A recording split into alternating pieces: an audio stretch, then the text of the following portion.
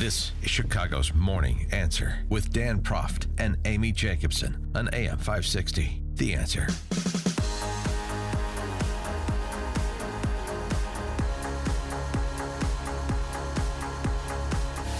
Good morning, Dan and Amy. We're coming to you live from Mueller CPAs in Elgin. It's Mueller, not Mueller. Mueller, like Bueller. Yeah, Yes, got no it. relation to the special counsel. I want to make that clear. Mueller CPAs is part of our AM 560 Signature Bank Business Tour. And At 7:37, we're going to have the managing partner. yeah, Dave Nissen Yeah. we're going to talk to. Man, they put out a nice spread for us. I mean, really, I don't want to go home because we could This have is how breakfast. this is how you live. This is Oh, how civilized people live. We could have breakfast, lunch, and dinner here, really. And then you could have dinner drinks because they have a Bloody Mary bar Yeah. for you. CPAs know how to live. They do. That's And they know it. how to entertain. And this conference room's great. This whole thing is perfect. Yeah, I bet it's all very nice, and then we'll go back to our miserable lives at 9 o'clock. So yesterday we talked to Pat Hughes from Liberty Justice Center. Oral arguments shortly after our show yesterday, 10 a.m. Central Time, before the Supreme Court.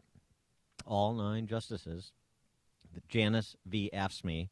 This is a follow-up to the Friedrichs case that was deadlocked 4-4 after Justice Scalia's untimely passing. And this would, if the court rules in favor of Mark Janus, who is a state of Illinois worker, works at the Department of Human Services, would end fair share, would arguably, from one perspective, provide worker freedom, and would really decimate the political power and financial wherewithal of public sector unions.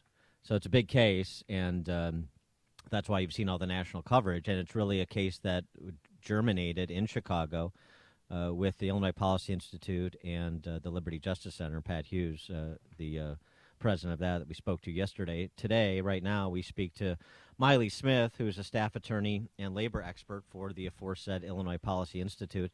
Mailee, thanks for joining us. Appreciate it. Hi, thanks for having me.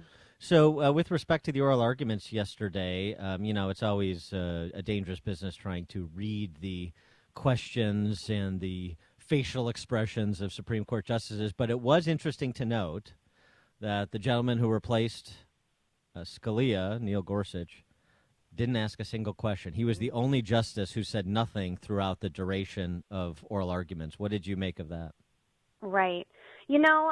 I haven't had the opportunity yet to watch him in session, and so I wasn't sure what to expect from him. But, I think probably staying silent was a good move because no one can latch on to what he said if he didn't say it. We can't latch on and say, oh, yes, we're going to win, and the other side can't say, oh, they're going to lose, or whatever the case may be.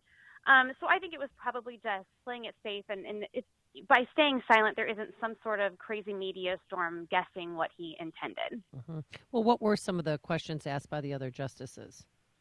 The rest of the questions really went along the lines that we would have expected. And I thought Kennedy was definitely one of the most interesting questioners. He pointed out several times the political nature of union speech. He brought up the fact that, they're advocating for a greater workforce, for higher wages, for massive government. And he asked point blank, if you don't prevail in this case, to the union's attorney, if you don't prevail in this case, are the unions going to have less political influence? And the attorney answered yes. And he says, isn't that the end of this case? Meaning, you just admitted that this is all about political power, and you want that money for your political agenda. And so they didn't advance the case. The argument that's often made in the context of political discussions, not necessarily legal ones, but the idea that the people who want to opt out of the union and fair share are still deriving benefits from the deal that the union negotiated, and so that's not fair. That subject was discussed. I think the phrase free rider might have only come up one time, maybe 2 times. But really, I would say a good part of the focus was that collective bargaining itself is inherently political because you're talking about increased wages, higher taxes. All of that is a public concern, and that therefore makes it political. So the free rider argument did come up, but Justice Roberts also brought up the fact that, the argument on the other side is that the need to attract voluntary payments will make the unions more responsive. It will make them more efficient, more effective, more attractive to a broader group of people. And he said, what's wrong with that? So, the typical arguments from those who appear to support the union were made, but there was definitely pushback both ways. Well, so here's another thing, too. This is sort of like you being an Olympic commentator. You're trying to look for things to talk about in addition to the actual substantive legal arguments that we've poured over. But one thing that was interesting, since you brought Roberts up, his guest yesterday, Education Secretary Betsy DeVos. Huh. Right. I don't know, right. And again, here we're trying to, do the silly work of pundits and interpret something in that. But is there anything to the selection of guests, and maybe does that portend where Roberts is coming from? I mean, Betsy DeVos obviously is a free marketeer when it comes to education reform, and so ostensibly a K through 12 education would be very different in a world with no fair share for the teachers' unions.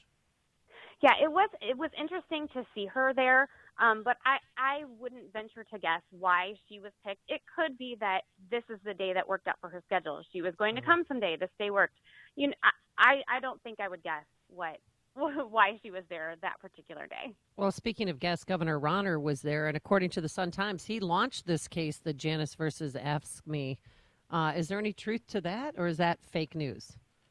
Well, he is the one who, he had an executive order about this issue. He did file a case, but he was dismissed from the case very early on. Mark Janus was brought into the case by LJC, Liberty Justice Center, and he was LJC's client, and they are the ones who have carried this case along with National Right to Work Legal Defense Foundation. So the governor has been absent from this case pretty much from the very beginning. And he had an opportunity to participate with an amicus brief. Other states did. Right. He chose not to. That's right. Right. And on the other hand, Lisa Madigan did file a brief. Yes, for AFSCME, not for Janus. Right. Exactly. Well, what side is Governor Rauner on? Yeah. I mean, because you never know. Here's the thing. Right. Well, here, to speak to us a little bit about Mark Janus. He has gotten a little bit of profile, certainly in D.C. this week, but just since he's a state of Illinois worker, human services caseworker, I think from what I've seen from him, he has performed really admirably. He's performed very well under this kind of national press scrutiny on this case. Right, definitely a lot of pressure. Mr. Janus, he's a child support specialist with the state of Illinois, and he loves his job, but he doesn't want to see that. He doesn't want the union to force him to support causes that he doesn't agree with, and that is really what the crux of this case is all about. It's about fairness and First Amendment freedoms. So for 40 years, government workers like Janus have been forced to make this decision. You either pay fees to the union or you lose your job. And it doesn't matter if they agree with the politics or the policies of the union. They may not agree with the way the union is representing them, but they're still forced to pay these fees. And you're right, Mr. Janus has been an excellent face for this case. He's has definitely proven to be respected under pressure, and we look forward to seeing what this case does for him. All right. She is Mailee Smith. She is a staff attorney and labor policy expert for the Illinois Policy Institute. Mailee, thanks for joining us. Appreciate it. Thanks so much. And she joined us on our turnkey.pro answer line. You've made this